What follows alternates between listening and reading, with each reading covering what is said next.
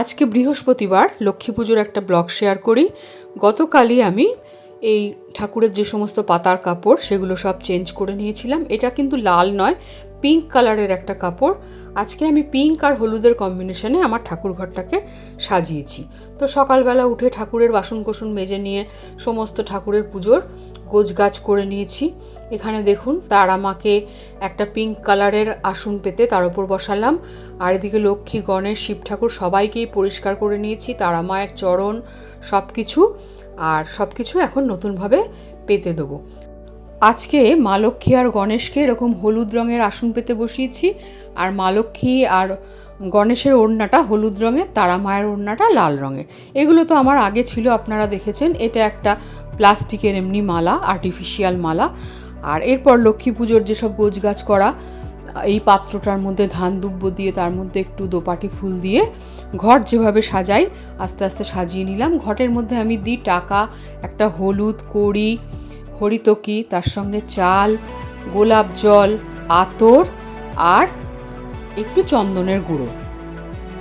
বৃহস্পতিবারে আমার এখানে একটা ছেলে আছে, ও বাড়িতে আমাকে যেগুলো দরকার হয় পুজোর সব দিয়ে যায়।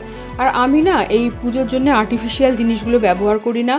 আমার এই যে কলা বলুন, সুপুরি, পান, এগুলো ব্যবহার করতে ভালো লাগে।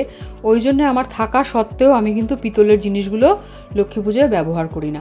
আজ অনেক দিন পরে একটা হলুদ জবা পেয়েছি, কিন্তু দেখুন পুরো ফোটেনি। এটা মা লক্ষ্মীর কাছে দিয়ে দিলাম। আর শিব ঠাকুরের জন্য দেখুন এই আসনটা নিয়েছি, এটা বারাসাত থেকেই নিয়েছি, বেশ সুন্দর। এরকম একটা পিঙ্কও নিয়েছি আর একটা হলুদ নিয়েছি। তো শিব ঠাকুরকেও আমি চেষ্টা করি লক্ষ্মী পুজোর দিন যেভাবে মা লক্ষ্মীকেও সাজাই, শিব ঠাকুরকেও সাজিয়ে দিতে।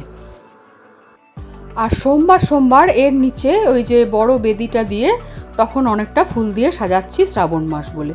তো লক্ষ্মী ঠাকুর, মা তারা সবাইকেই আজকে মালা দিয়ে সাজিয়ে দিলাম। ঠাকুরের আসনের সামনেটা গাছের সমস্ত জবা ফুল দিয়ে সাজিয়ে দিলাম।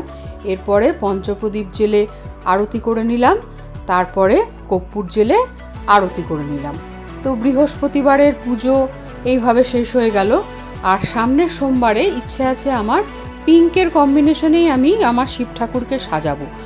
সেই জন্যেই আজকে আরও হলুদ আর পিঙ্ক কালারের আসন পেতে নিলাম, কারণ লক্ষ্মী ঠাকুরের আসন তো আমি সোমবারে চেঞ্জ করতে পারবো না, সেই আবার বৃহস্পতিবারে গিয়ে, তাহলে একটা মানানসইয়ের ব্যাপার আছে। তাই আজ থেকেই হলুদ আর পিঙ্কের কম্বিনেশনেই সাজালাম। দেখি কতটা কি করতে পারি। তো ব্লগটা ভালো লাগলে একটা লাইক করে দেবেন।